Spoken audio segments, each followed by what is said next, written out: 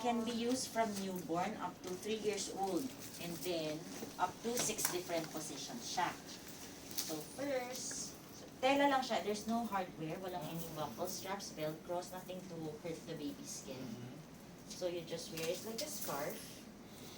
When you're not using it as a carrier, hindi siya storbo. Okay. So you just put your arms through each loop, like that.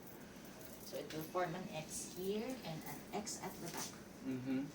Tapos, the one farther from your body, you put it down first to your waist, so that you can put baby on the first loop. Okay. Okay, so this is the first loop. Just make sure to spread it well to have space para sa baby. Oh, cool. So you get the baby, hold the baby's neck para may support. When you're carrying the newborn, you don't do like that. Tapos sasabihin nung noon niya dito sa collarbone mo, tubo masakit.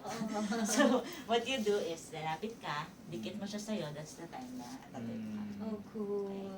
So hold the baby's neck, and then pasok mo siya sa first loop, center mo siya sa body mo, and then use the fabric to support baby's head. Okay? So yung Wow. pag real baby yan, nakaharap siya pag gano'n. Tapos naririnig niya yung heartbeat mo. Yung tenga niya nandito Yung sa kanya. arms, nakaganon? Yung arms niya, nakaganon siya sa loob. Nakaganon, okay. Pati yung legs niya, normally, if fetal position niya yan. So parang frog. Oh. Tapos, yung other side, up mo lang siya sa shoulder mo ulit, where it came from. Tapos you spread it around the baby. Oh. So yan na yung newborn position. Nakasupport na yan. Tapos, if you want more support, you can get this. This is the bag.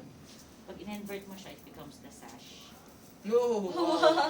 So, you just tie it around you and your baby. Oh. This is the breeze one kasi may mesh siya. Oo. Kasi mainit. So, yan yung newborn Yan carry. yung outfit namin. Oo. Tapos, ayan. Ito yung pinili kong color. I hope you like it. Oh, Yeah. yeah. Love that Kasi color. para This is ma-match mo. used until how long?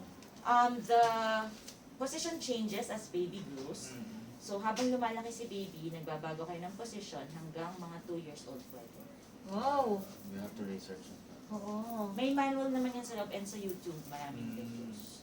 Do I have a teddy bear there to practice? Oo, sa bahay you can practice in front of the Can I mirror. try? Oh, sure.